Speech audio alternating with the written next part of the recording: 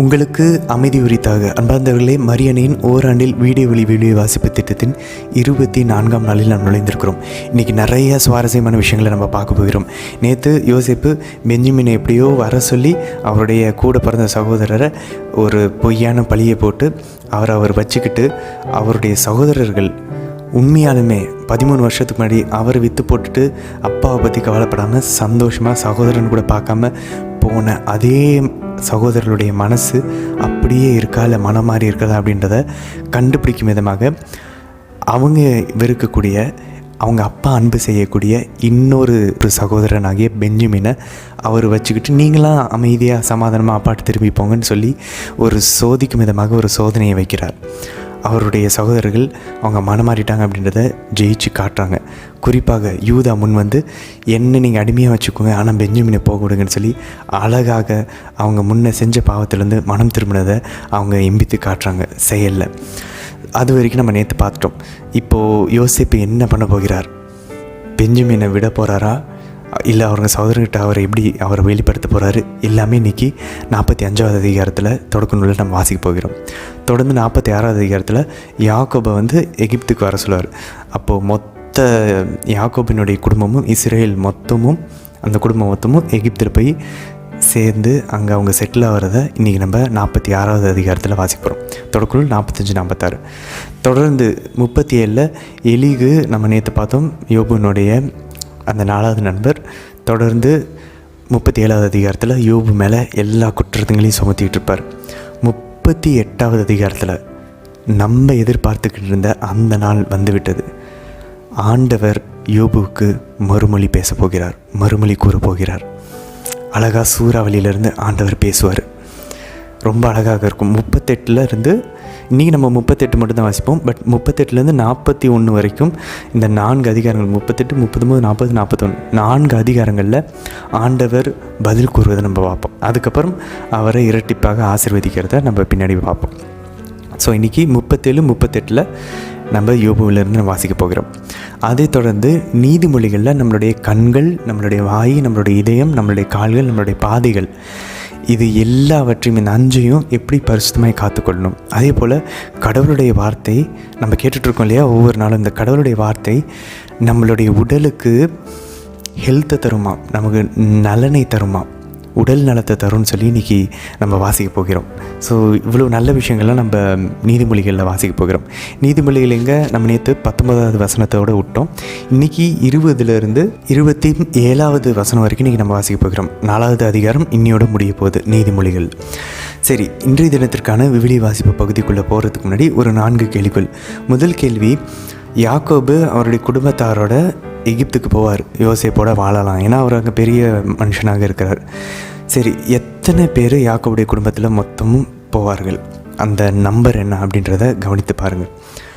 அடுத்தது 2வது கேள்வி, யோபு 38 ஆண்டவர் இயேசு சொல்லக்கூடிய ஏதாவது நற்செய்தியில் இருக்கக்கூடிய வசனங்கள் யோபு 38 தந்தையாம் இறைவன் பேசும்போது ஏதாவது மேட்ச் ஆகுதான்னு பாருங்கள். பார்த்துக்கொண்டே நீங்கள் தந்தையாம் இறைவன் பேசுகிறது ஆண்டவர் நற்செய்தியில் பேசுனதுக்கு ஏதாவது ஒற்றுமை இருக்கிறதா அப்படின்னு பார்த்துக்கொண்டே நம்ம வாசிக்க முயற்சிப்போம். 3வது கேள்வி, இன்றைக்கி நீதிமொழிகளில் தூய ஆவியானவரை குறிப்பிடக்கூடிய ஒரு விஷயத்தை பற்றி இங்கே நம்ம வாசிப்போம் நீதிமொழிகளில். அது என்னன்னு சொல்லி கவனித்து கொண்டே வாசிப்போம். ஆண்டவர் நற்செய்தியில் சொல்லக்கூடிய தூய ஆவியானவருக்கான ஒரு அடையாளம் அது என்னன்னு சொல்லி நம்ம கவனித்து கொண்டே வாசிப்போம். 4வது, யோசேப்பு பெஞ்சமினுக்கு அவருடைய கூட பிறந்த சகோதரருக்கு மட்டும் ஸ்பெஷலான சிறப்பான பரிசுகளை கொடுப்பார். அது என்ன பரிசுகள்னு சொல்லி கவனிப்போம். இந்த 4 கேள்விகளையும் கவனித்து கொண்டே நம்ம வாசிக்க முயற்சிப்போம். இன்றைய தினத்திற்கான விவிலிய வாசி பகுதிக்குள் நாம் போவதற்கு முன்பாக ஜெபத்தோடு துவங்கலாம். தந்தை, மகன், தூய ஆவியாரின் பெயராலே ஆமேன். தந்தையாம் இறைவனை அழைத்து ஜெபிப்போம். அருள் நிறைந்த அன்னை மரியே வாழ்க. ஆண்டவரும் உடனே பெண்களுக்குள் ஆசை பெற்றவர் நீரே அம்மா. உம்முடைய திருவயிற்றின் கனியாகிய இயேசு கிறிஸ்துவும் ஆசை பெற்றவரே. புனித அன்னை மரியே, இறைவனின் தாயே, பாவிகளாயிருக்கிற எங்களுக்காக இப்பொழுதும் எங்கள் இறப்பின் வேலையிலும் வேண்டிக் கொள்ளும் அம்மா. ஆமேன். ஆண்டவர் இயேசுவை அழைத்து ஜெபிப்போம். அருள் நிறைந்த அன்னை மரியே வாழ்க. ஆண்டவரும் உடனே பெண்களுக்குள் ஆசை பெற்றவர் நீரே அம்மா. உம்முடைய திருவயிற்றின் கனியாகிய இயேசு கிறிஸ்துவும் ஆசை பெற்றவரே. புனித அன்னை மரியே, இறைவனின் தாயே, பாவிகளாய் இருக்கிற எங்களுக்காக இப்பொழுதும் எங்கள் இறப்பின் வேலையிலும் வேண்டிக் கொள்ளும் அம்மா. ஆமேன். தூய் ஆவியாரை அழைத்து ஜெபிப்போம். அருள் நிறைந்த அன்னை மரியே வாழ்க. ஆண்டவரும் உடனே பெண்களுக்குள் ஆசை பெற்றவர் நீரே அம்மா. உம்முடைய திருவயிற்றின் கனியாகி இயேசு கிறிஸ்துவும் ஆசை பெற்றவரே. புனித அன்னை மரியே, இறைவனின் தாயே, பாவிகளாய் இருக்கிற எங்களுக்காக இப்பொழுதும் எங்கள் இறப்பின் வேலையிலும் வேண்டிக் கொள்ளும் அம்மா. ஆமேன். தொடக்க நூல் அதிகாரம் 45. அப்பொழுது யோசேப்பு தம் பணியாளர் அனைவர் முன்னிலையிலும் இதற்கு மேல் தம்மை அடக்கிக் கொள்ள முடியாமல், எல்லோரும் என்னை விட்டு வெளியே போங்கள் என்று உரத்த குரலில் சொன்னார். யோசேப்பு தம் சகோதரருக்கு தம்மை தெரியப்படுத்தும் பொழுது வேற்று மனிதர் எவரும் அவரோடு இல்லை. உடனே அவர் கூக்குரலிட்டு அழுதார். எகிப்தியர் அதை கேட்டனர். பார்வோன் வீட்டாரும் அதை பற்றி கேள்விப்பட்டனர். பின்பு அவர் தம் சகோதரர்களை நோக்கி, நான் தான் யோசேப்பு, என் தந்தை இன்னும் உயிரோடு இருக்கிறாரா என்று கேட்டார். ஆனால் அவரை பார்த்து அவர் சகோதரர்கள் திகிலடைந்ததால் அவர்களால் பதில் சொல்ல முடியவில்லை. ஆனால் யோசேப்பு தம் சகோதரர்களை நோக்கி, என் அருகில் வாருங்கள் என்றார். அவர்கள் அருகில் வந்தவுடன் அவர், நீங்கள் எகிப்திற்கு செல்லுமாறு விற்ற உங்கள் சகோதரனாகிய யோசேப்பு நான்தான். நான் இங்கு செல்லுமாறு நீங்கள் என்னை விற்றுவிட்டது குறித்து மனம் கலங்க வேண்டாம். உங்கள் மீதே சினம் கொள்ள வேண்டாம். ஏனெனில் உயிர்களை காக்கும் பொருட்டே கடவுள் உங்களுக்கு முன்னே என்னை எகிப்திற்கு அனுப்பி அருளினார். நாட்டில் பஞ்சம் தொடங்கி 2 ஆண்டுகளே ஆகியுள்ளன. இன்னும் 5 ஆண்டுகள் உழவோ அறுவடையோ இராது. ஆதலால் உலகில் உங்களுள் எஞ்சியிருப்போரை பாதுகாக்கவும் பெரும் மீட்புச் செயலால் உங்கள் உயிர்களை காக்கவும் கடவுள் உங்களுக்கு முன் என்னை அனுப்பி வைத்தார். என்னை இங்கு அனுப்பியது நீங்கள் அல்ல, கடவுள்தாம். அவரே என்னை பார்வோனுக்கு தந்தையாகவும் அவர் வீடு முழுவதற்கும் தலைவராகவும் எகிப்து முழுவதற்கும் ஆளுநராகவும் ஏற்படுத்தியுள்ளார். நீங்கள் என் தந்தையிடம் விரைந்து சென்று அவருக்கு சொல்லுங்கள், உங்கள் மகன் யோசேப்பு தெரிவிப்பது இதுவே, கடவுள் என்னை எகிப்து முழுவதற்கும் ஆளுநராக நியமித்துள்ளார். எனவே காலந்தாழ்த்தாமல் என்னிடம் வாருங்கள். நீங்களும் உங்கள் பிள்ளைகளும் உங்கள் பிள்ளைகளின் பிள்ளைகளும் உங்கள் ஆடு மாடுகளோடும் உங்களுக்கு சொந்தமான யாவற்றோடும் கோசேன் பகுதியில் எனக்கு அருகில் குடியேறி வாழலாம். அங்குள்ள உங்களை நான் பேணி காப்பேன். ஏனெனில் இன்னும் 5 ஆண்டுகள் பஞ்சம் இருக்கும். இங்கு வராவிடில் நீங்களும் உங்கள் குடும்பத்தாரும் உங்களுக்குள்ள அனைத்தும் வறியோராய் வாடுவீர்கள். இதோ உங்களோடு பேசுவது என் வாய்தான் என்பதை நீங்களும் என் சகோதரன் பென்யமீனும் கண்ணார காண்கிறீர்கள். நான் எகிப்தில் அடைந்துள்ள சிறப்பு அனைத்தையும் நீங்கள் இங்கு கண்ட யாவற்றையும் என் தந்தைக்கு தெரிவியுங்கள். விரைந்து போய் என் தந்தையை இங்கே அழைத்து வாருங்கள் என்று கூறினார். பிறகு தம் சகோதரன் பென்யமீனை அரவணைத்து அவன் தோளில் தலை சாய்த்து கொண்டு அழுதார். பென்யமீனும் அப்படியே அவர் தோளில் தலை சாய்த்து கொண்டு அழுதான். பின் யோசேப்பு சகோதரர் யாவரையும் முத்தமிட்டு அழுதார்.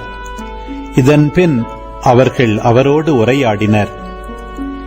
யோசேப்பின் சகோதரர்கள் வந்துள்ளனர் என்ற செய்தி பார்வோனின் அரண்மனையை எட்டவே பார்வோனும் அவன் அலுவலர்களும் அகமகிழ்ந்தனர். அப்பொழுது பார்வோன் யோசேப்பை நோக்கி கூறியது, நீரும் சகோதரர்களுக்கு இவ்வாறு சொல்வீர், நீங்கள் செய்ய வேண்டியது யாதெனில், உங்கள் கால்நடைகளின் மேல் பொதியேற்றி கானான் நாட்டிற்கு திரும்பிச் சென்று அங்கிருந்து உங்கள் தந்தையையும் குடும்பங்களையும் அழைத்துக் கொண்டு என்னிடம் வாருங்கள். நான் உங்களுக்கு எகிப்து நாட்டின் சிறந்த பகுதியை தருவேன். நீங்களும் நிலத்தின் வளமையை அனுபவிக்கலாம். உம் சகோதரர்களுக்கு நீர் மீண்டும் சொல்ல வேண்டியது, நீங்கள் இவ்வாறு செய்யுங்கள். உங்கள் குழந்தைகளையும் மனைவியரையும் அழைத்து வருமாறு எகிப்து நாட்டின் என்று வண்டிகளை கொண்டு போங்கள். உங்கள் தந்தையையும் அழைத்து கொண்டு வந்து சேருங்கள். உங்கள் தட்டுமுட்டுகளை பற்றி கவலைப்பட வேண்டாம். ஏனெனில் எகிப்து நாட்டில் சிறந்தவை எல்லாம் உங்களுக்கே உரியவையாகும். இஸ்ரவேலின் புதல்வர்கள் அவ்வாறே செய்தனர். பார்வோன் கட்டளையின்படி யோசேப்பு அவர்களுக்கு வண்டிகளையும் வழிக்கு உணவு பண்டங்களையும் கொடுத்தார். மேலும் அவர்களில் ஒவ்வொருவனுக்கும் வேறு புத்தாடைகளும் கொடுத்தார். பென்யமீனுக்கோ 300 வெள்ளிக்காசுகளும் 5 ஆடைகளும் கொடுத்தார். அப்படியே தம் தந்தைக்கு 10 ஆண் கழுதைகளின் மேல் எகிப்தின் சிறந்த பொருள்களையும் அவரது பயணத்திற்கு 10 பெண் கழுதைகளின் மேல் தானியத்தையும் அப்பம் முதலிய உணவு வகைகளையும் ஏற்றி அவர்களோடு அனுப்பி வைத்தார். பின்பு அவர் தம் சகோதரர்களை வழி அனுப்பி வைத்தார். அவர்களை விட்டு பிரியும் போது, நீங்கள் வழியில் சச்சரவு செய்யாதீர்கள் என்று சொல்லி அனுப்பினார். அவர்கள் எகிப்திலிருந்து புறப்பட்டு கானான் நாட்டில் இருந்த தங்கள் தந்தை யாக்கோபிடம் வந்து சேர்ந்தனர். அவர்கள் அவரிடம், யோசேப்பு இன்னும் உயிரோடு இருக்கிறார், அவரே எகிப்து நாடு முழுவதற்கும் ஆளுநர் என்று அறிவித்தனர். அதை கேட்டு யாக்கோபு மன அதிர்ச்சியுற்று அவர்கள் சொன்னதை நம்பவில்லை. ஆனால் யோசேப்பு அவர்களுக்கு சொன்ன யாவற்றையும் அவருக்கு அவர்கள் சொன்னதை கேட்டும், யோசேப்பு அவரை அழைத்து வர அனுப்பியிருந்த வண்டிகளை கண்டும் அவர் தந்தை யாக்கோபு புத்துயிர் பெற்றவர் ஆனார். இறுதியில் இஸ்ரவேல், என் மகன் யோசேப்பு இன்னும் உயிரோடு இருப்பது ஒன்றே போதும், நான் இறக்கும் முன் சென்று அவனை காண்பேன் என்றார். அதிகாரம் 46. பின்பு இஸ்ரவேல் தமக்கிருந்த யாவற்றையும் சேர்த்து கொண்டு புறப்பட்டு பெயர்சேபாவை சென்றடைந்தார். அவ்விடத்தில் தம் தந்தை ஈசாக்கின் கடவுளுக்கு பலிகளை ஒப்புக் கொடுத்தார். அன்றிரவு கடவுள் இஸ்ரவேலுக்கு காட்சி அளித்து, யாக்கோபு யாக்கோபு என்று அழைத்தார். அவர், இதோ அடியேன் என்றார். கடவுள், உன் தந்தையின் கடவுளான இறைவன் நானே. எகிப்திற்கு செல்ல நீ அஞ்ச வேண்டாம். அங்கே உன்னை பெரிய இனமாக வளரச் செய்வேன். நானும் உன்னோடு எகிப்திற்கு வருவேன். உன்னை நான் அங்கிருந்து மீண்டும் அழைத்து வருவேன். யோசேப்பு தன் கையாலே உன் கண்களை மூடுவான் என்றார். யாக்கோபு பெயர்சேபாவை விட்டு புறப்பட்டார். இஸ்ரவேலின் புதல்வர்கள் தம் தந்தையாகிய யாக்கோபையும் தங்கள் பிள்ளைகளையும் மனைவியரையும் அவருக்கு பார்வோன் அனுப்பியிருந்த வண்டிகளில் ஏற்றிக் கொண்டனர். கானான் நாட்டில் அவர்கள் சேர்த்திருந்த ஆடு மாடுகளையும் சொத்துகளையும் சேகரித்துக் கொண்டனர். இவ்வாறு யாக்கோபு தம் வழிமரபினர் அனைவரோடும் எகிப்திற்கு போனார். தம் புதல்வரையும் அவர்கள் புதல்வரையும் தம் புதல்வியரையும் புதல்வரின் புதல்வியரையும் தம் வழிமரபினர் அனைவரையும் அவர் தம்மோடு எகிப்திற்கு அழைத்துக் கொண்டு சென்றார். எகிப்திற்கு வந்து சேர்ந்த யாக்கோபும் அவர் புதல்வர்களும் ஆகிய இஸ்ரவேலரின் பெயர்கள் பின்வருமாறு. யாக்கோபின் தலைமகன் ரூபன். ரூபனின் புதல்வர்கள் அனோக்கு, பல்லு, எட்சரோன், கர்மி. சிமியோனின் புதல்வர் எமுவேல், யாமின், ஒகாது, யாக்கின், சோவார். கானானிய பெண்ணின் மகன் சாவுல். லேவியின் புதல்வர் கெர்சோன், கோகாத்து, மெராரி. யூதாவின் புதல்வர் ஏர், ஓனான், சேலா, பெரேட்சு, செராகு. இவர்களுள் ஏரும் ஓனானும் கானான் நாட்டில் இறந்து போயினர். எட்சரோன், ஆமோல் என்பவர்கள் பெரேட்சுக்கு பிறந்த புதல்வர்கள். இசக்காரின் புதல்வர் தோலா, பூவா, யாசூபு, சிம்ரோன். செபுலோனின் புதல்வர் செரேது, ஏலோன், யாகுலவேல். இவர்கள் லேயாவின் பிள்ளைகள். இவர்களையும் தீனா என்ற மகளையும் பதான் அராமில் யாக்கோபுக்கு பெற்றெடுத்தார். லேயா வழிவந்த அவர் புதல்வியர் மொத்தம் 33 பேர். காத்தின் புதல்வர் சிபியோன், அக்கி, சூனி, எட்சபோன், ஏரி, அரோதி, அரேலி. ஆசேரின் புதல்வர் இம்னா, இசுவா, இசுவி, பெரியா. இவர்களுடைய சகோதரி செராகு. பெரியாவின் புதல்வர் எபேர், மல்கியேல். இவர்கள் லாபான் தன் மகள் லேயாவுக்கு கொடுத்த சில்பாவின் பிள்ளைகள். இவள் வழியாக யாக்கோபுக்கு பிறந்தவர்கள் இந்த 16 பேர். யோசேப்பு பென்யமீன் என்பவர் யாக்கோபின் மனைவி ராக்கேலின் புதல்வர். யோசேப்பிற்கு எகிப்து நாட்டில் புதல்வர் பிறந்தனர். ஓன் நகர் அர்ச்சகர் போர்த்திபேராவின் மகளான அசினத்து அவர்களை அவருக்கு பெற்றெடுத்தாள்.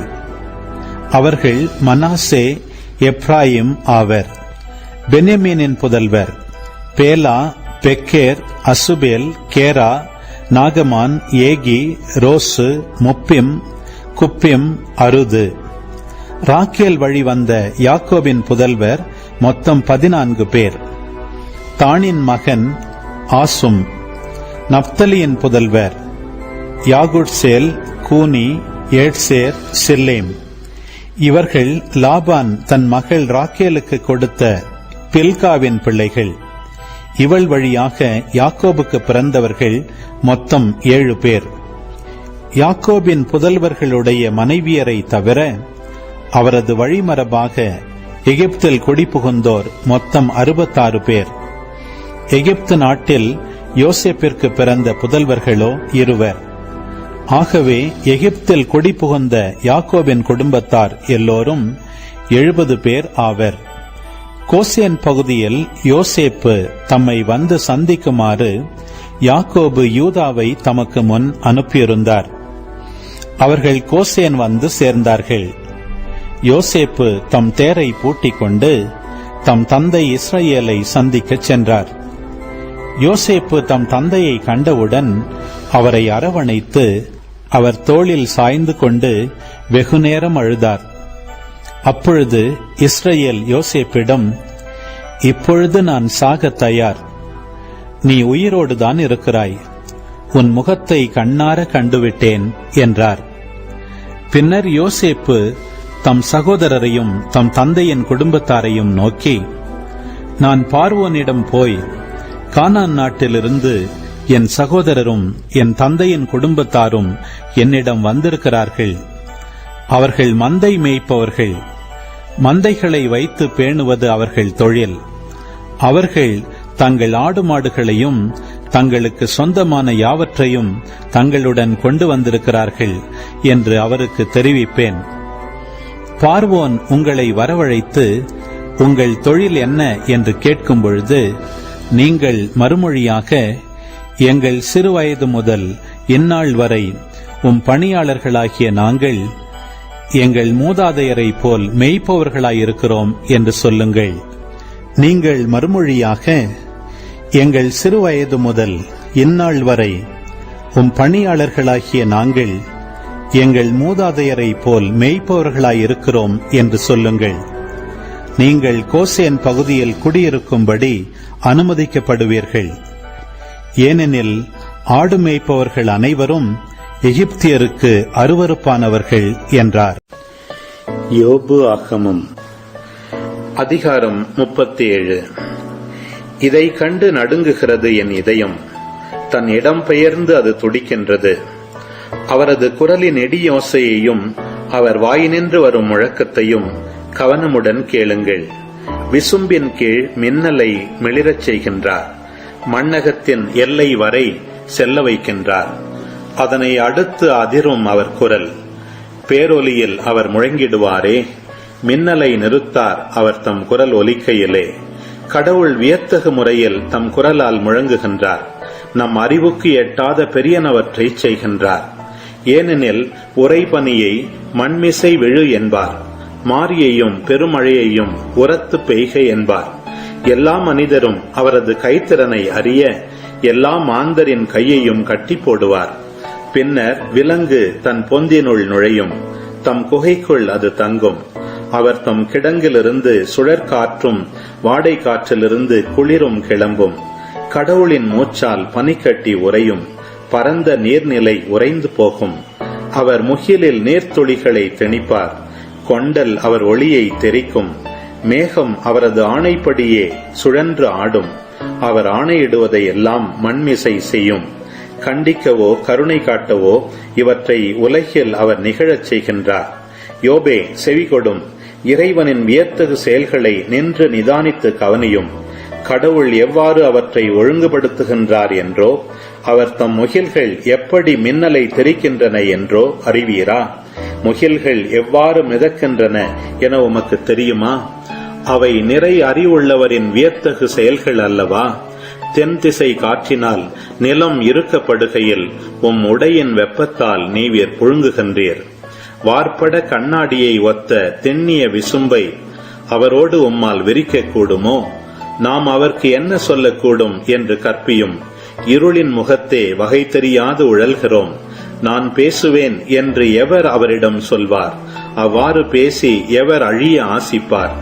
காற்று வீசி கார்முகிலை கலைத்த பின் வானில் கதிரவன் ஒளிரும் போது மனிதர் அதனை பார்க்க ஒண்ணாதே. பொன்னொளி வடதிசையிலிருந்து வரும். அஞ்சுதற்குரிய மாட்சி கடவுளிடம் விளங்கும். எல்லாம் வல்லவரை நாம் கண்டுபிடிக்க முடியாது. ஆற்றலிலும் நீதியிலும் உயர்ந்தவர் அவரே. நிறைவான நீதியை மீறுபவர் அல்ல. ஆதலால் மாந்தர் அவர்க்கு அஞ்சுவர். எல்லாம் தெரியும் என்போரை அவர் திரும்பியும் பாரார். யோபு ஆகமம் அதிகாரம் 38. ஆண்டவர் சூறாவளியின் என்று யோபுக்கு அருளிய பதில். அறிவற்ற சொற்களால் என் அறிவுரையை இருட்டடிப்பு செய்யும் இவன் யார்? வீரனைப் போல் இடையினை இறுக்கி கட்டு. வினவுவேன் உன்னிடம், விடை எனக் அளிப்பாய். மண்ணகத்திற்கு நான் கால்கோள் இடும்போது நீ எங்கு இருந்தாய்? உனக்கு அறிவிருக்குமானால் அறிவிப்பாயா? அதற்கு அளவு குறித்தவர் யார்? உனக்குத்தான் தெரியுமே. அதன் மேல் நூல் பிடித்து அளந்தவர் யார்? எதன் மேல் அதன் தூண்கள் ஊன்றப்பட்டன? அல்லது யார் அதன் மூலைக்கல்லை நாட்டியவர்? அப்போது வைகரை வெண்மீன்கள் ஒன்றிணைந்து பாடின. கடவுளின் புதல்வர் களிப்பால் ஆர்ப்பரித்தனர். கருப்பையின் என்று கடல் உடைப்பெடுத்து ஓடிய பொழுது அதனை கதவிட்டு அடைத்தவர் யார்? மேகத்தை அதற்கு மேலாடை ஆக்கி, காரிருளை பொதித்துணி ஆக்கி, எல்லைகளை நான் அதற்கு குறித்து கதவையும் தாழ்பாளையும் பொருத்தி, இதுவரை வருவாய், இதற்கு மேல் அல்ல, உன் இருமாப்பின் அலைகள் இங்கே நிற்க என்று நான் இயம்பிய போது எங்கிருந்தாய் நீ? உன் வாழ்நாளில் காலை பொழுதுக்கு கட்டளையிட்டதுண்டா? வைகரையை தன் இடமறிய வைத்ததுண்டா? இவ்வாறு அது வையக விளிம்பை தொட்டிழுத்து பொல்லாதவரை அதனுள் இருந்து உதறித்தள்ளுமே. முத்திரையால் களிமண் உருப்பெறுவது போல் மண்ணகம் வண்ணம் ஏற்றிய ஆடையாயிற்று. அப்போது கொடியவரிடமிருந்து ஒளி பறிக்கப்படும், அடிக்க ஓங்கிய கை முறிக்கப்படும். கடலின் ஊற்று வரை நீ போனதுண்டா? ஆழியின் அடியில் நீ உலவினதுண்டோ? சாவின் வாயில்கள் உனக்கு காட்டப்பட்டனவோ? இருளுலகின் கதவுகளை கண்டதுண்டோ நீ? அவனியின் பரப்பை நீ ஆய்ந்தறிந்ததுண்டா? அறிவிப்பாய், அதிலுள்ள அனைத்தையும் அறிந்திருந்தால். ஒளி உறைவிடத்திற்கு வழி எதுவோ? இருள் இருக்கும் இருப்பிடம் எங்கேயோ? அதன் எல்லைக்கு அதனை அழைத்து போவாயோ? அதன் உறைவிடத்திற்கு நேர்வழி அறிவாயோ? ஆம், அறிவாய். அன்றே நீ பிறந்தவன் அன்றோ? ஆமாம், ஆண்டுகளும் உனக்கு அதிகமன்றோ? உறைபனி கிடங்கினுள் புகுந்ததுண்டோ? இடுக்கன் வேளைக்கு எனவும் கடும் போர் சண்டை நாளுக்கு எனவும் அவற்றை நான் சேர்த்து வைத்தேன். ஒளி தோன்றும் இடத்திற்கு பாதை ஏது? கீழே காற்று அவனி மேல் வீசுவது எப்படி? வெள்ளத்திற்கு கால்வாய் வெட்டியவர் யார்? இடி மின்னலுக்கு வழிவகுத்தவர் யார்? மனிதர் வாழா மண்ணிலும் மாந்தர் குடியிரா பாலையிலும் மழை பெய்வித்து பாழ்வெளிக்கும் வறண்ட நிலத்திற்கும் நீர் பாய்ச்சி பசும்புல் முளைக்கச் செய்தவர் யார்? மழைக்கு தந்தை உண்டோ? பனித்துளிகளை பிறப்பிப்பவர் யார்? பனிக்கட்டி யாருடைய உதரத்தில் தோன்றுகின்றது? வானின் மூடுபனியை ஈன்றெடுப்பவர் யார்? கல்லை போல் புனல் கட்டியாகிறது, ஆழ்கடலின் பரப்பு உறைந்து போகிறது. கார்த்திகை மீனை கட்டி விலங்கிடுவாயோ? மார்கழி மீனின் தலையை அவிழ்த்திடுவாயோ? குறித்த காலத்தில் விடிவெள்ளியை கொணர்வாயோ? வடதிசை விண்மீன் குழுவுக்கு வழிகாட்டுவாயோ? வானின் விதிமுறைகளை அறிந்திடுவாயோ? அதன் ஒழுங்கை நானிலத்தில் நிலைநாட்டிடுவாயோ? முகில் வரை உன் குரலை முழங்கிடுவாயோ? தண்ணீர் பெருக்கு உன்னை மூடச் செய்வாயோ? புறப்படுக என மின்னலுக்கு ஆணையிடுவாயோ? இதோ உள்ளோம் என அவை உனக்கு ஏம்புமோ? நாரைக்கு ஞானத்தை நல்கியவர் யார்? சேவலுக்கு அறிவை கொடுத்தவர் யார்? ஞானத்தால் முகில்களை எண்ணக்கூடியவர் யார்? வானத்தின் நீர்க்குடங்களை கவிழ்ப்பவர் யார்? துகள்களை சேர்த்து கட்டியாக்குபவர் யார்? மண்கட்டிகளை ஒட்டிக்கொள்ளச் செய்பவர் யார்? பெண் சிங்கத்திற்கு இரை தேடுவாயோ? அரிமா கொட்டியின் பசியை ஆற்றுவாயோ? குகைகளில் அவை குறுகி இருக்கையிலே, குழிகளில் அவை பதுங்கி இருக்கையிலே, காக்கை குஞ்சுகள் இறைவனை நோக்கி கரையும் போது, அவை உணவின்றி ஏங்கும் போது, காகத்திற்கு இரை அளிப்பவர் யார்? பிள்ளாய், என் வார்த்தைகளுக்கு செவிகொடு. நான் சொல்வதை கவனி. உன் கவனத்தினின்று அவை விலகாதிருக்கட்டும். உன் உள்ளத்தில் அவற்றை பதித்து வை. அவற்றை தேடி பெறுவோருக்கு அவை உயிரளிக்கும். அவர்களுக்கு உடல் நலமும் தரும். விழிப்பாயிருந்து உன் இதயத்தை காவல் செய். ஏனெனில் அதனின்று பிறப்பவை உன் வாழ்க்கையின் போக்கை உறுதி செய்யும்.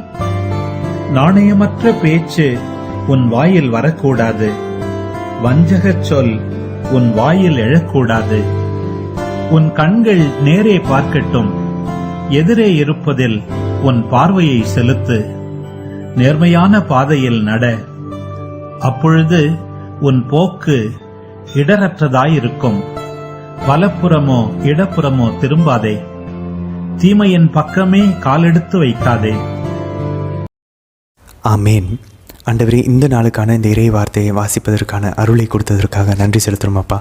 தொடர்ந்து இந்த பயணத்தில் நாங்கள் பயணிக்க எங்களுடைய உள்ளத்தை உற்சாகப்படுத்தி அருளும் ஆண்டவரே. நாங்கள் விட்டுடாமல் தொடர்ந்து இந்த வருஷம் ஃபுல்லாக வாசித்து முடிக்க அருள் தாரும் அப்பா. அம்மா, எங்களோட துணை இருந்தருளும் அம்மா. இன்று நாங்கள் கற்றுக்கொண்ட யோசேப்பை போல எங்களுக்கு தீங்கிழைத்தவர்கள், எங்களை காயப்படுத்தியவர்கள், எங்களுடைய உறவினர்களாக இருக்கலாம், நண்பர்களாக இருக்கலாம், கூட வேலை செய்கிறவங்களாக இருக்கலாம், படிக்கிறவங்களாக இருக்கலாம், இல்லை ரோட்டில் பக்கத்து வீட்டில் யாராக இருந்தாலும், தீமைக்கு தீமையை திரும்பி கொடுக்காம தீமையை நன்மையினால் வெல்லக்கூடிய அன்பு நிறைந்த உண்மையான கிறிஸ்தவர்களாக எங்களுடைய உள்ளத்தை மாற்றியறலும் அம்மா.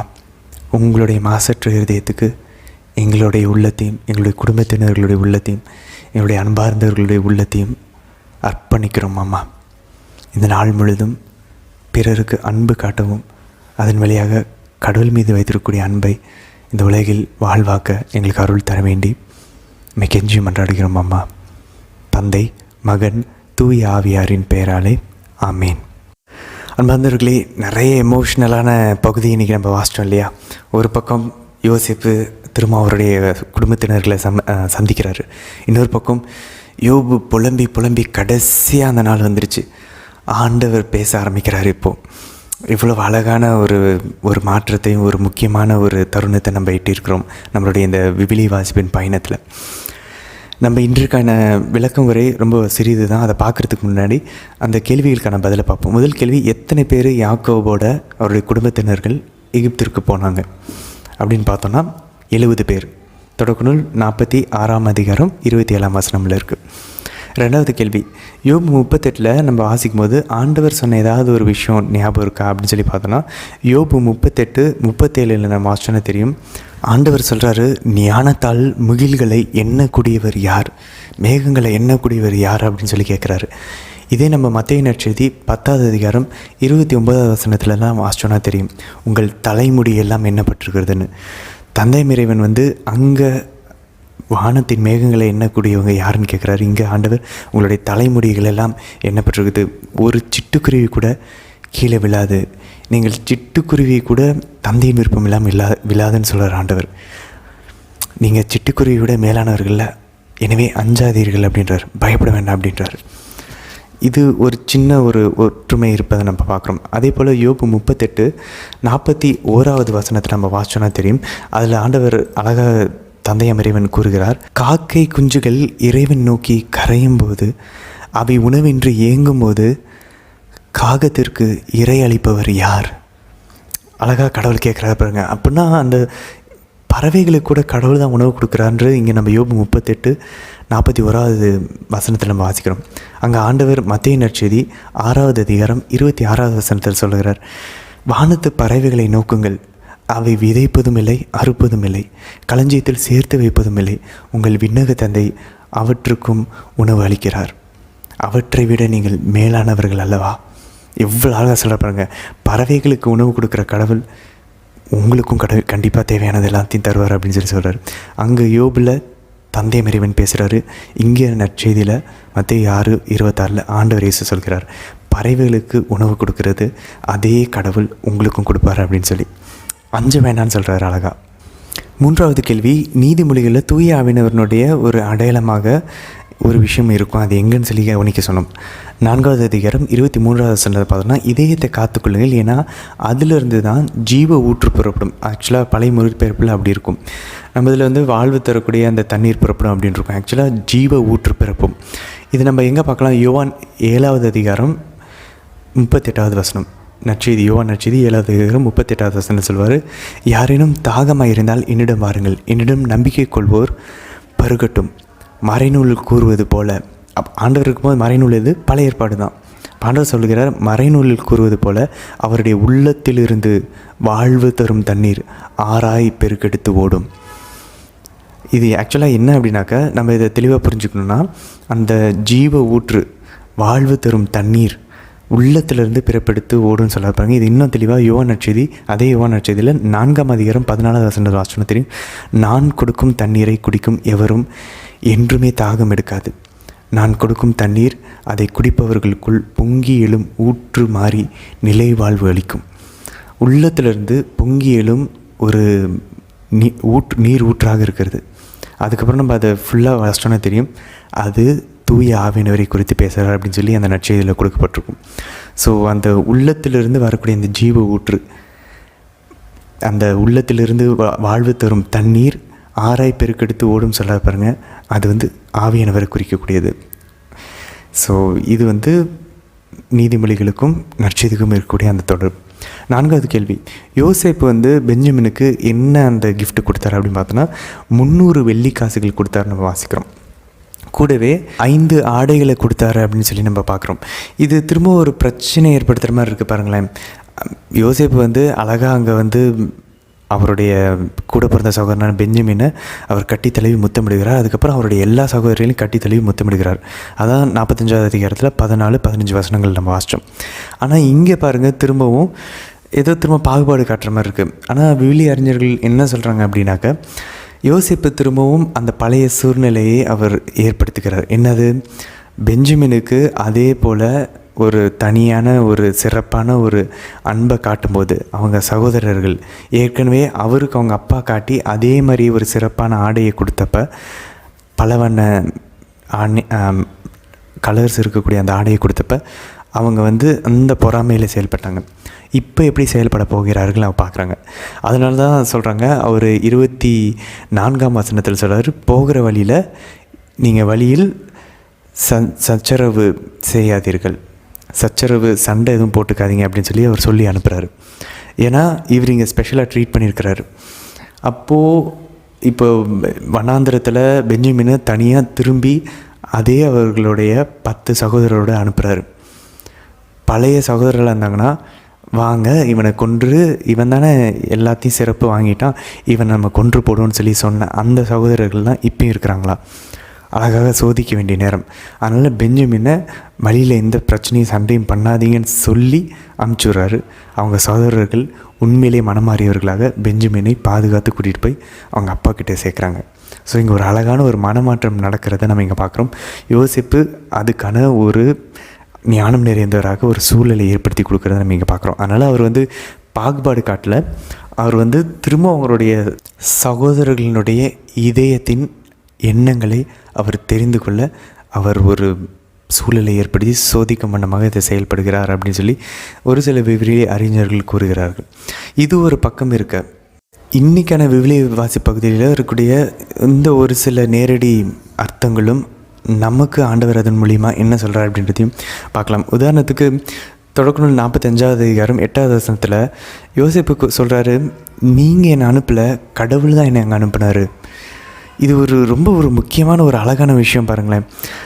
இவ்வளவு கரடு முரடான ஒரு பிரச்சனைகளும் காயங்களும் இருட்டு நிறைஞ்ச இடுக்கம் நிறைஞ்ச ஒரு வாழ்க்கையை வாழ்ந்த யோசேப்பு சொல்கிறாரு, இதில் அவர் கடவுளை பார்க்குறாராம். நீங்கள் எனக்கு வந்து தீமையை செஞ்சீங்க, ஆனால் கடவுள் அதை வந்து நன்மைக்கு எதுவாக மாற்றினார் அப்படின்னு சொல்லி சொல்கிறாரு. அதனால் நீங்கள் என்னை அனுப்பலை, நீங்கள் எனக்கு தீமையை தான் நினச்சிங்க, ஆனால் அது கடவுள் எனக்கு நல்லதாக மாற்றினார், அது பல பேரோட உயிரை காப்பாற்றுறதுக்கு அதை மாற்றினார் அப்படின்னு சொல்லி அவ்வளோ துன்பத்துலேயும் குழியில் பிடிச்சி தள்ளி போத்திப்பாரோட மனைவி பொய்யா பழி போட்டு சிறையில் அடைக்கப்பட்டு இவ்வளவு கரடுமுறான பாதையில் அவர் கடவுளை பார்க்குறாப்பாங்களே. இது உண்மையிலே நமக்கு ஒரு அழகான ஒரு பாடத்தை கற்றுத்தருகிறது. நமக்கு நம் வாழ்க்கையில் நடக்கக்கூடிய பிரச்சனைகள், தடைகள், தோல்விகள், ஒரு இருளான சூழ்நிலைகள் ஏன் எனக்கு மட்டும் இப்படி நடக்குதுன்னு சொல்லி நம்ம கேள்வி கேட்கும்போது நம்ம யோசித்து பார்க்க முடியுமா, கடவுள் ஏன் என்னுடைய வாழ்வில் இதை அனுமதிக்கிறார்? யோசேப்பை போல் இது எனக்கு ஏதாவது ஒரு நன்மை விளைவிக்கிறதுக்காக கடவுள் கொண்டு வராராம். அது உலக பிரகாரமான ஆசீர்வாதமாக இருக்கலாம், இல்லை ஆவிக்குரிய ஒரு ஆசீர்வாதமாக இருக்கலாம். நம்மளை ஏதாச்சும் ஒரு நம்மளுடைய பலவீனத்துலேருந்து, நமக்குன்னு ஏதாச்சும் ஒரு பலவீனம் இருக்கும், ஒரு கம்ஃபர்ட் ஜோன் இருக்கும், அதை விட்டு வெளியே வர வைக்கிறதுக்காக கடவுள் இந்த சூழ்நிலைகளில் நம்மளை தள்ளுறாரா, நம்மளை விடுகிறாரா?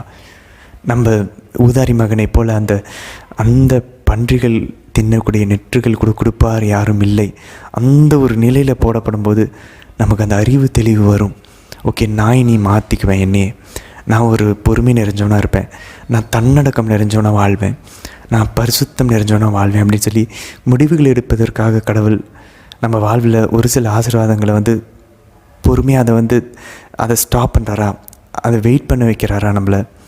மேபி நம்ம இன்னும் கடவுள்கிட்ட நெருங்கணுங்கிறதுக்காக. ஒருவேளை அதை நம்ம கொடுத்துட்டோன்னா அதை நம்ம வாங்கிட்டு கடவுளை மறந்துடுவோமோ? அதனால் கடவுளை அதை தாமதிக்கிறாரா? அப்போ கடவுளை பிடிச்சிக்கிட்டேன்னா, நீங்கள் எனக்கு எதை கொடுத்தாலும் ஆண்டவரே, நீங்கள் எனக்கு எதை கொடுக்கலனாலும் ஆண்டவரே, என் மனசு உங்களையே நாடும். ஆண்டவர் இயேசு கூறுவது போல், உங்களுடைய சொத்து எங்கே இருக்கோ உங்களுடைய உங்களுடைய இதயமும் இருக்கும். Where your treasure is there your heart will B.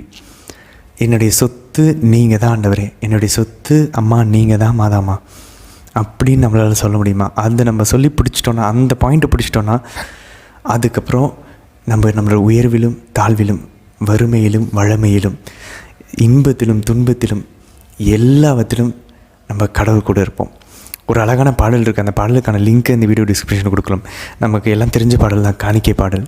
என்னை தந்தேன் எல்லாம் தந்தேன், என் வாழ்வை பலியாக்கவே. அதில் அழகாக அந்த பாடலினுடைய ஸ்டான்ஸில் நம்ம கேட்டோன்னா தெரியும், வரிகள் அழகாக இப்படி இருக்கும். புகழோடு நான் வாழவில்லை, புகழ் ஒன்றே எனக்கு போதாண்டவர். எனக்கு எந்த ஒரு வீண் பெருமையும் வேணாம், உங்களை நான் மகிமைப்படுத்தணும் என்னுடைய ஒவ்வொரு செயலையும். புகழோடு நான் வாழவில்லை, புகழ் ஒன்றே எனக்கு போதும். உயர்வோடும் தாழ்வோடும் வாழும்போதும் உங்களுடைய உறவு ஒன்றே எனக்கு போதும். எவ்வளோ டச்சிங்கான ஒரு வார்த்தைங்க பாருங்கள். நான் உயர்வில் இருந்தாலும் தாழ்வில் இருந்தாலும், யார் என் கூட இருந்தாலும் இல்லைனாலும், எனக்கு உங்களோட உறவு இருந்தால் போதும், எனக்கு வேறு எதுவுமே வேண்டாண்டவரே. அதே போல் பாருங்கள், மகிழ்வோடும் துயரோடும் வாழும்போதும் கரம் ஒன்றே என்னை தேற்றிடும். அங்கே தாவீது திருப்பாடல் 23 சொல்லுவார் இல்லையா, நான் இருள் சூழ்ந்த பள்ளத்தாக்கில் நடக்க நேர்ந்தாலும் நான் தீங்குக்கும் அஞ்ச மாட்டேன், ஏன்னா உங்களுடைய கோலும் உங்களுடைய தடியும் என்னை தேற்றும் ஆண்டவரே. அந்த மாதிரி நம்மளால் சொல்ல முடியுமா? அதான் யோபு சொல்கிறாரு, என் கையில் செல்வம் நிறைஞ்சிருக்கிறத நினச்சி நான் சந்தோஷப்பட்டேன்னா, நோ, என் பேங்க் பேலன்ஸை வச்சு என்னுடைய சந்தோஷம் நான் டிசைட் பண்ணக்கூடாது. என் பேங்க் பேலன்ஸை வச்சு நான் சந்தோஷமாக இருக்கிறேன்னா, இல்லை நான் என் ஆண்டவரை என்னுடைய பேங்க் பேலன்ஸை வச்சுருக்கிறேன்னா, என் சொத்து ஆண்டவரா? அந்த கேள்விக்கு நம்ம பதில் சொல்லணும்.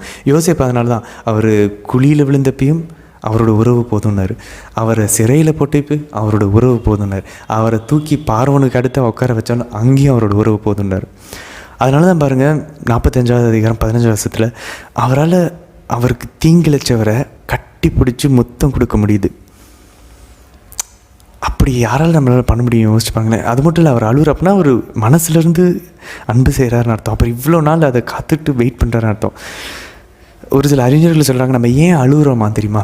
ஏன் அழுகுறோம் அப்படின்னா, அவங்க சொல்கிறாங்க, நம்ம ஐயோ இது நடக்காமல் போயிருந்திருந்தா என்ன ஆயிருக்கும் அப்படின்ற அந்த ஒரு பயத்தில், அந்த ஒரு அதிர்ச்சியில் நம்ம அழுகுறோமா.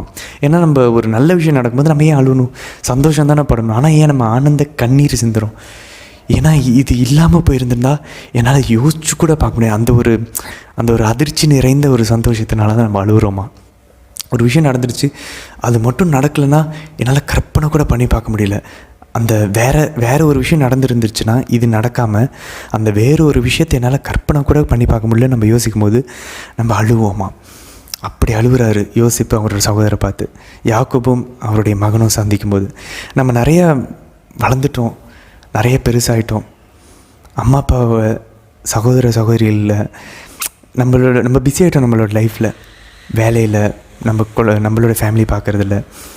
ஆக்சுவலாக சின்ன சின்ன விஷயங்களில் நம்ம கூட வேலை செய்கிறவங்க, நம்ம நண்பர்கள், நம்மளுடைய அம்மா அப்பா, நம்மளுடைய அக்கா, அண்ணன், தங்கச்சி, தம்பிங்களுக்கிட்ட இந்தளவுக்கு நம்ம சாஃப்டாக நம்ம மனசு அழுகிற அளவுக்கு, அழுகணும்னு சொல்ல வரல, அந்தளவுக்கு நம்ம மனசு இன்னும் உயிரோட்டமாக இருக்கிறதா நம்ம உறவு. என்னமோ பண்ணாலும் கடைசியாக அந்த லைஃப்பை ஓடிக்கிட்டே முடித்த மாதிரி ஆயிடக்கூடாது. யோசிப்பு பாருங்கள், அவர் எல்லா ஆசீர்வாதத்துக்கு மத்தியிலையும் அவர் மனசில் அன்பு இருந்துச்சு, உயிரோட்டமாக இருந்துச்சு. அதனால தான் இப்போ இந்த பவுல் கூறுவார், நீங்கள் இந்த மலையெல்லாம் பயந்து போகக்கூடிய அளவுக்கு உங்களுக்கு நம்பிக்கை, ஃபெய்த் இருந்தாலும் உங்ககிட்ட அன்பு இல்லைன்னா எதுவுமே இல்லை, நீங்கள் வீணுன்றாரு. புனித யோவான் அவருடைய கடிதத்தில் சொல்கிறார், உங்ககிட்ட கடவுளுடைய அன்பு இல்லைன்னா நீங்கள் பொய்யர்கள் அப்படின்றாரு. அதனால் நம்ம ரொம்ப சில சமயம் இந்த உலகம் நம்மளுடைய இந்த பிஸியான லைஃப் நம்மளை கல் நெஞ்சமாக மாற்றிருக்கலாம். நம்ம ஆண்டவர்கிட்ட கேட்கலாமே, ஆக்சுவலாக ஆண்டவரே என் மனசு உண்மையிலேயே உயிரோட்டமாக இருக்கா? என்னுடைய உறவுகளில் அப்படியே மேலோட்டமாக வேகமாக எல்லா தேவையான விஷயங்களை மட்டும் செஞ்சுட்டு போகிறனால உண்மையிலே மனசுலேருந்து என் அம்மா அப்பாவை நினச்சி பார்த்து, என்னுடைய கணவனை, என்னுடைய மனைவி, என் பிள்ளைங்களை நினச்சி பார்த்து நான் கொஞ்சம் வேகமாக ஓடிட்டுருக்கதை நிறுத்தி பாஸ் பண்ணிவிட்டு, ஐ ரியலி லவ்விங் தெம், நான் உண்மையிலே அவங்களை அன்பு செய்கிறேன்னா யோசிப்பை போல் கண்ணீர் சிந்துற அளவுக்கு நம்ம ஆக்சுவலாக கேட்கணும் கடவுள்கிட்ட. இன்னொரு முக்கியமான விஷயம் பாருங்கள், இந்த தொடக்கநூல் 46வது அதிகாரம் 1லேருந்து 2வது வசனத்தில் யாக்கோபு இந்த பெயர்சேபான்ற இடத்துல நம்ம ஏற்கனவே பார்த்தோம் இல்லையா, ஆபிரகாமுக்கும் அந்த இடத்துல தான் கிணத்து தோண்டி அங்கே பிரச்சனை வந்துச்சு. அப்புறம் ஈசாக்குக்கும் அங்கே தான் அந்த அவங்களுடைய ஆட்களுக்கும் அபிமெலேக்கினுடைய ஆட்களுக்கும் அங்கே தான் கிணறு தோண்டும் போது பிரச்சனை வந்துச்சு. இங்கே யாக்கோபு அதே இடத்துக்கு போகிறாரு, எகிப்துக்கு போகிற அதே வழியில் அந்த பெயர்சேபா 23ஆம் அதிகாரம் தொடக்க நூல் 26வது வசனத்துலேருந்து நம்ம வாசிச்சோன்னா தெரியும், அழகாக போடப்பட்டிருக்கும். ஈசாக்கு அந்த இடத்துல தான் போய் ஆண்டவர் அங்கே தோன்றி இதே மாதிரி சொல்லுவார், நான் உன்னுடைய தந்தை ஆபிரகாம் கூட இருந்தது போல் உன் கூடயும் நான் இருப்பேன் அப்படின்னு சொல்கிறார். அதே இடத்துல திரும்பவும் யாக்கோபு போகும்போது ஆண்டவர் கூப்பிட்றா இருப்பாங்க, யாக்கோபு யாக்கோபு நீ பயப்படாத, நான் உன் கூட எகிப்துக்கு நான் வருவேன் அப்படின்னு சொல்லி. யோசிச்சு பாருங்களேன், கடவுள் அந்த இடத்த முதல் கொண்டு மறக்க மாட்டேங்கிறாரு. இது ஒரு ரொம்ப முக்கியமான ஒரு விஷயம். என்ன நமக்கு ஞாபகப்படுத்துனா, அங்கே ஈசாக்கை கடவுள் சந்திக்கிறாரு, ஈசாக்கு பலி செலுத்துறாரு. இங்கே யாக்கோபை ஆண்டவர் சந்திக்கிறாரு, இங்கே யாக்கோபு பலி செலுத்துறாரு. 2 பேர்கிட்ட என்ன சொல்கிறார், உன்னுடைய தந்தை ஆபிரகாமுக்கு கூட நான் இருந்தது போல். இங்கே யாக்கோபு கிட்ட சொல்கிறார், உன்னுடைய தந்தை ஈசாக்கு கூட நான் இருந்தது போல் உன் கூட இருப்பேன். பாருங்களேன், இந்த குடும்பத்து கூட ஆண்டவர் இந்த ஒரு பகுதியில் இந்த இடத்துல அவர் சந்திக்கிறாரு.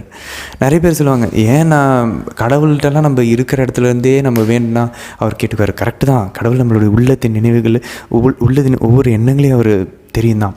ஆனால் ஒரு சில இடங்களுக்கு நம்ம செல்லும்போது அதுக்கான ஆசீர்வாதம் உண்டு.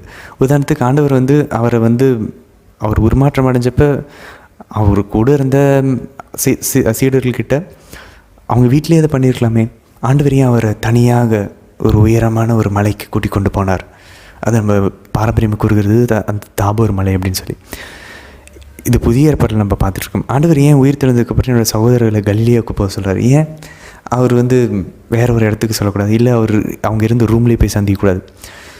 ஆண்டவரால் ரூம்லேயும் சந்திக்க முடியும். ஒரு சில நேரங்களில் ஒரு சில இடங்களுக்கு ஆண்டவர் வர சொல்வார். ஆபிரகாம் கிட்ட சொன்னார், நான் காட்டக்கூடிய மலையில் போய் ஈசாக்க பலியிடு. ஏன் ஆண்டவர் அந்த மலைக்கு போக சொல்கிறார்? அதனால் நம்ம ஒரு சில பேருக்கு வேளாங்கண்ணி போனால் நல்லாயிருக்கும், ஒரு சில பேருக்கு பூண்டி ரொம்ப பிடிக்கும், ஒரு சில பேருக்கு பழவேற்காடாக இருக்கும், ஏதாச்சும் ஒரு இடமாக இருக்கும். அதனால் யாராச்சும் இந்த மாதிரி சொன்னாங்க அப்படின்னா, கடவுள் வந்து அங்கே தான் போய் பார்ப்பாரா, கடவுள் நம்ம இங்கே இருந்தால் பார்த்துக்குவார், அப்படிலாம் கிடையாது. கடவுள் ஒரு சில இடங்களில் ஒரு சில நபர்களை அங்கே போக சொல்லுவார். பழைய ஏற்பாடில் இந்த மாதிரி எக்கச்சக்கமாக பார்க்கலாம். புதிய ஏற்பாடில் ஒரு சில உதாரணங்கள் தான் பார்த்தோம். அதனால் நமக்கு ஒரு சில நேரங்களில் நம்ம இந்த கோயிலுக்கு போகணுன்னு தோணும் நம்ம மனசில். அது ஆவியானவர் உந்துதலாக கூட இருக்கலாம். அந்த திருத்தலத்துக்கும் அந்த கோயிலுக்கும் நம்ம போகலாம், தப்பில்லை. ஆண்டவர் அந்த இடத்துல நம்ம சந்திப்பார். நம்ம அங்கே போகிறதுனுடைய அந்த பயணத்தினால ஆண்டவர் ஆசீர்வதிப்பார். பாருங்கள், ஈசாக்கை சந்தித்த அதே பேர்சேபாவில் தான் யாக்கோபையும் சந்திக்கிறார். நமக்கும் ஏதாச்சும் ஒரு இடம் நமக்குன்னு கடவுள் குறித்து வச்சுருப்பார். அது ஒரு சின்ன இடமா இருக்கலாம், பெரிய திருத்தலமாக இருக்கணும்னு அவசியம் இல்லை. நமக்குன்னு நம்ம மனசுக்குன்னு கடவுள் ஏதாச்சும் ஒரு கோயிலில் வச்சுருப்பார். அந்த இடத்த நம்ம அடிக்கடி போவோம், விட்டுற வேண்டாம். சரி, இப்போ இருக்கக்கூடிய அலகாரிக்கல் சென்ஸ், அதாவது ஆண்டவர் இயேசுனுடைய முன் அடையாளம் இங்கே இருக்குது அப்படின்னு சொல்லி நம்ம தொடர்ந்து பார்த்துக்கொண்டே வருகிறோம். யோசேப்பு ஆண்டவர் இயேசுனுடைய ஒரு முன் அடையாளம் அப்படின்னு சொல்லி இன்றைக்கி நம்ம ஒரு சில விஷயங்கள் பார்க்கலாம், ஒரு 7 உதாரணங்கள். முதல் விஷயம் என்ன அப்படின்னாக்கா, யோசேப்பினுடைய சகோதரர்கள் யோசேப்பு அவரை வெளிப்படுத்திய போது, அவர் உயர்த்தப்பட்ட போது, தொடக்கநூல் 45வது அதிகாரம் 3வது வசனத்தை வாசிக்கிறோம். அவர்கள் பயந்து போய் திகிலடைஞ்சு அவங்களால பேச முடியலன்னு சொல்லியிருக்கு. இங்கே நம்ம பார்க்குறோம் லூக்கா நற்செய்தி 24ஆம் அதிகாரம் 33லேருந்து 37 வசனம் தெரியும். ஆண்டவர் இயேசு உயிர்த்தெழுந்தோன்னே பார்த்தவர்கள், மகதலேன் மரியா கூட இருந்தவங்க எல்லாரும் சீடர்களுமே அவரை பார்த்து திகில் அடைந்தார்கள் அப்படின்னு சொல்லி நம்ம வாசிக்கிறோம். அவங்களும் பயந்து போய் ஒரு ஆவியை பார்த்ததை போல் அவங்க பயப்பட்டாங்க அப்படின்னு சொல்லி நம்ம வாசிக்கிறோம். இது ரெண்டும் ஒத்துப்போது பாருங்கள். ஆண்டவர் உயிர்த்தெழுந்ததுக்கப்புறம் அவர் வெளிப்படுத்தும் போதும், யோசேப்பு இங்கே அவரை வெளிப்படுத்தும் போதும் இருக்கக்கூடிய அந்த ஒரு ஒற்றுமையை பார்க்குறோம். ரெண்டாவது, யோசேப்பு சொல்கிறார், என் கிட்ட வாங்க, நான் உன்னுடைய சகோதரன் தான் அப்படின்னு சொல்லி சொல்கிறாரு. 45வது அதிகாரம் 4வது வசனத்தில். அங்கே ஆண்டவர் 20வது அதிகாரம் 27ல் தோமையாரை பார்த்து சொல்கிறாரு, வா, என்னை வந்து தொட்டுப்பார், என் கிட்ட வான்னு சொல்லி சொல்கிறாரு. 3வது ஒற்றுமை 45வது அதிகாரத்தில் 9லேருந்து 10 வசனத்தில் வாசனை தெரியும். யோசிப்பு சொல்கிறாரு, விரைந்து போய் என் தந்தையிடம் சொல்லுங்கள், சீக்கிரமாக வந்து என்னோட இங்கே எகிப்தில் கோசேன்ற பகுதியில் வந்து தங்குங்க அப்படின்னு சொல்லி சொல்கிறார்.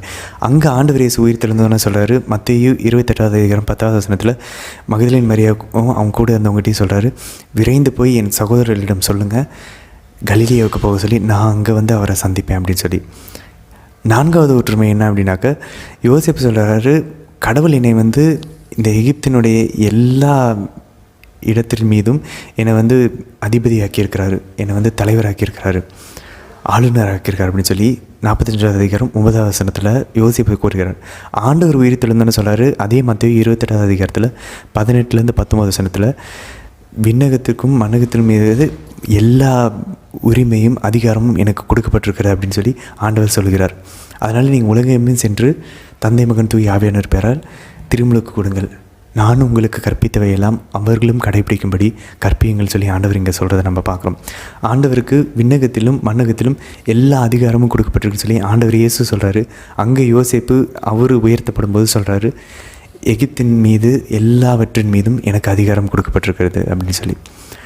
5வது பாருங்கள், நீங்கள் என்கிட்ட வாங்க, நீங்கள் வறுமையில் சாகாத வழி என்கிட்ட வாங்கன்னு சொல்லி யோசேப்பு சொல்கிறார். நான் உங்களுக்கு வந்து அப்பத்தையும் தானியத்தையும் தருவேன்னு சொல்கிறாரு. தொடக்கநூல் 45வது அதிகாரம் 9லேருந்து 11 வசனங்களை வாசனை தெரியும். அங்கே ஆண்டவர் யோவான் நற்செய்தி 6வது அதிகாரம் 35 சொல்கிறாரு, நானே வாழ்வு தரும் உணவு, என்னிடம் வருகிறவர்களுக்கு பசி ஏறாது, என்னை விசுவசிக்கிறவர்களுக்கு தாகம் ஏறாதுன்றார். அதே போல் மத்தேயு 11:28 சுமை சுமந்து சோர்ந்திருப்பவர்களே எல்லோரும் என்னிடம் வாங்கன்றார். யோசேப்பு அந்த பழைய இஸ்ரேலை கூப்பிட்றாரு. ஆண்டவர் இயேசு புதிய இஸ்ரேலாகிய நம்மை, திருச்சபை, அவரிடம் வர சொல்லி கூப்பிட்றாரு. இது 5வது ஒற்றுமை. 6வது ஒற்றுமை இதே 45வது அதிகாரத்தில் 12வது வசனத்தில் பார்த்தோன்னா, உங்கள் கண்கள் என்னை பார்க்கிறது, பென்யமீனுடைய கண்கள் என்னை பார்க்கிறது அப்படின்றாரு. இங்கே பாருங்கள், ஆண்டவர் லூக்கா நற்செய்தி 24ஆம் அதிகாரம் 39வது வசனத்தில் பாருங்கள், பேய்களுக்கும் ஆவிகளுக்கோ உடல் இருக்காது அப்படின்னு சொல்லி நல்லா பார்க்க சொல்கிறாரு. ஸோ அந்த பார்க்க சொல்லி கவனித்து பாருங்கன்னு சொல்கிறத ஆண்டவரும் சொல்கிறாரு, அங்கே யோசேப்பும் சொல்கிறார். கிட்டத்தட்ட இந்த யோசேப்பு வந்து உயர்த்தப்பட்டு அவர் வெளிப்படுத்துறது அவ்வளோ அழகாக ஆண்டவர் இயேசு உயர்த்தப்பட்டு வெளிப்படுத்துறதுக்கு ஒற்றுப்போகுது. அதனால தான் ஆண்டவர் பாருங்கள் உயிர்த்தெழுந்ததுக்கப்புறம் அவர் சீடர்களை பார்த்து மீன் பிடிச்சி அவங்களுக்கு கிடைக்காம இருக்கும். அப்போ அவர் சொல்லுவார், சகோதரர்களே உங்களுக்கு இன்னும் மீன் கிட்டவில்லையா அப்படின்வார். அதுபோல் தான் மகேந்திரன் மாதிரியாக சொல்ல என் சகோதரரிடம் பசி. இது ஒரு புதிய யோசேப்பாக அங்கே ஆண்டவர் இருக்கிறார். அதனால தான் அவருக்கு தெரியாமல் மறைத்து கொள்கிறார். யோசேப்பின் வழியாக எழுதப்பட்டது அவரில் அங்கே நிறைவேற்றதை நம்ம அங்கே பார்க்குறோம். அதனால தான் ஆண்டவர் வந்து ஒரு புதிய யோசேப்பாக அங்கே இருக்கிறாரு. என்னை நீங்கள் அடித்து குழியில் தள்ளி யோசேப்பு எப்படி பண்ணாங்களோ அதுமாரி பண்ண அதே சீடர்கள் முன்னாடி, அதே சகோதரர்கள் முன்னாடி, அதே யூதர்கள் முன்னாடி ஆண்டவர் நிற்கும்போது இங்கே புதிய யோசேப்பை போல் அவர் அவரையே மறைத்து கொள்கிறார். அதுக்கப்புறம் வெளிப்படுத்தும் போது யோசேப்பு என்னென்னலாம் பண்ணாரோ அதை ஆண்டவர் இயேசுவும் பண்ணுறதை நம்ம இங்கே பார்க்குறோம். 7வது ஒற்றுமை பாருங்கள், யாக்கோபு சொல்கிறாரு யோசேப்பை பார்த்ததுக்கப்புறம், இப்போ நான் அமைதியாக சாகலாம், ஏன்னா ஆண்டவர் என்னை வந்து யோசேப்பை வந்து என் கண்களால் பார்க்க வச்சிட்டார் அப்படின்னு சொல்கிறாரு. இதை நம்ம தொடக்கணும் 46வது அதிகாரம் 30வது வசனத்தில் நம்ம பார்க்குறோம். யோசேப்பு உயிரோடு இருக்கார், அது எனக்கு போதும், நான் இனி சாகலாம்.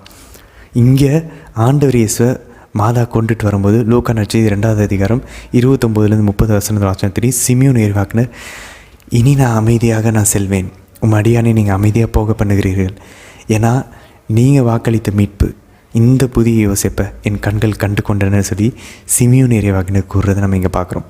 இந்த புதிய யோசேப்பை பார்த்து இப்படி யோசேப்பு பாருங்கள், யாக்கோபினுடைய அன்பார்ந்த மகனாக இருந்தாலும் யோசேப்பை விட்டும் அவருடைய சகோதரர்களை விட்டும் அவர் பாடுகளை அனுபவித்து திரும்பவும் அவருடைய குடும்பத்தினர்களையும் யோசேப்பையும் மொத்த இஸ்ரேலையும் அவர் பஞ்சத்திலிருந்து சாவிலிருந்து மீட்பதற்காக யோசேப்பு இந்த பாடுகளையெல்லாம் அனுபவித்து வெற்றி வீரராக அவர் உயர்த்தப்படுறதை நம்ம பார்க்குறோம். இங்கே ஆண்டவர் இயேசு தந்தையாம் இறைவனை விட்டு கடவுள்ன்ற அந்த மகிமையை விட்டு நமக்காக இறங்கி வந்து இந்த உலகத்தில் எல்லா பாடுகளையும் பட்டு புதிய இஸ்ரவேலாகிய நம்மை வாழ்வு தரும் உணவாகிய நற்கருணையை கொடுத்து நம்மை மீட்பதற்காக ஆண்டவர் இயேசு அவருடைய தந்தையை விட்டு இங்கே வந்து கடைசியாக அவர் உயிர்த்தெழுதலின் பாடுகளின் இறப்பு உயிர்த்தெழுதலின் வழியாக ஞானஸ்தானத்தையும் 7 திருவருள் சாதனங்களையும் நமக்கு திறந்து கொடுத்து நம்மை எப்படி யோசேப்பு வந்து யாக்கோபையும் அவருடைய சகோதரர்களையும் அந்த இஸ்ரேல் குடும்பத்தை எகிப்துக்கு வர வச்சு ஒன்றாக இணைக்கிறாரோ, அதே போல் ஆண்டவர் இயேசு எல்லா பாடுகளையும் பட்டு இறந்து உயிர்த்தெழுந்து நம்மளை எல்லாத்துலேயுமே இந்த உலகத்தில் வாழும்போதே அவருடைய தந்தைக்கு நம்மை மகனாக்கினார், அவருடைய அம்மாவுக்கு நம்மை மகனாகவும் மகளாகவும் மாற்றியிருக்கிறார். ஆக மொத்தம் அங்கே எப்படி அந்த பழைய யோசிப்பு அவருடைய குடும்பத்தெல்லாம் ஒன்றாக சேர்த்தாரோ, அதே போல் இந்த புதிய யோசிப்பு அவருடைய சகோதரர்கள் எல்லாத்தையும், அதாவது நம்மளை எல்லாத்தையும் மனம் திரும்ப செய்து நம்மை தந்தையோடு சேர்க்கிறார். அங்கே பழைய யோசிப்பு அந்த சகோதரர்களை மனமாற வச்சு அவருடைய தந்தை யாக்கோபோடு ஒன்றா சேர்த்தார். இங்கே இந்த புதிய யோசிப்பு நம்மையெல்லாம் மனமாற செஞ்சு அவருடைய அம்மாவோடையும் அவருடைய அப்பாவோடையும் நம்மளுடைய அப்பாவாக நம்மளுடைய அம்மாவாக மாற்றி ஒரு குடும்பமாக ஒன்றாக சேர்த்து அவரை நமக்கு சகோதரராக வெளிப்படுத்துகிறார். இவ்வளோ அழகான விஷயங்களை இந்த பழைய ஏற்பாட்டினுடைய நிழலில் நம்ம பார்க்க முடியுது. தொடர்ந்து வாசிப்போம். கிட்டத்தட்ட தொடக்க நூல் யோபுனுடைய முடிவுக்கு நம்ம வந்து கொண்டே இருக்கிறோம். இந்த மாதத்துடைய முடிவுக்கிட்டையும் நம்ம நெருங்கி கொண்டே இருக்கிறோம். தொடர்ந்து நம்ம பயணிப்போம், விட்டுற வேண்டாம். மாதவடும் ஆண்டவரும் இணைந்து நம்ம பயணிப்போம். நம்மளுடைய மனமாற்றம் வர வேண்டும். நம்ம கேட்போம், இந்த நபர்கள் எல்லாம் நம்ம சந்திச்சுக்கிட்டே வரோம். ஒவ்வொருத்தராக ஆதாமை சந்தித்தோம், நோவாவை சந்தித்தோம், ஆபிரகாமை சந்தித்தோம், ஈசாக்கை சந்தித்தோம், யாக்கோபை சந்தித்தோம், யோசேப்பை சந்தித்தோம், ஏசாவை சந்தித்தோம். நிறைய நல்ல நபர்களை சந்திச்சிருக்கோம், நிறைய நல்ல விஷயங்களை கற்றுட்டுருக்கோம். அது எல்லாத்தையும் நம்ம பின்பற்றணும்னு சொல்லி ஆண்டவர்கிட்ட கேட்போம். ஆண்டவர் ஆசையாக இருக்குது, இவங்களை போலலாம் விசுவாசம் உள்ளவர்களா, பரிசுத்தம் உள்ளவர்களா, அன்பு நிறைஞ்சவங்களா, ஒரு ஒழுக்கம் நிறைஞ்சவங்களா வாழணும்னு ஆசைப்படுறோம். ஆண்டவரே, உங்கள் மேலே எப்படி அவங்க ஒரு உறவு கொள்ளணும்னு சொல்லி ஆசைப்பட்டாங்களோ அதே போல் நாங்களும் உங்களோட ஒரு உறவில் இருக்கணும்னு விரும்புகிறோம் ஆண்டவரே அப்படி சொல்லி கேட்போம். டிஸ்கிரிப்ஷனில் இருக்கக்கூடிய அந்த பாடலுக்கான லிங்க் இருக்குது, அதையும் கேட்டு அதை ஆழ்ந்து தியானிக்கவும் நம்ம முயற்சிப்போம். நாளை தினத்தின் வீடியோவில் சந்திக்கலாம். ஆமேன்.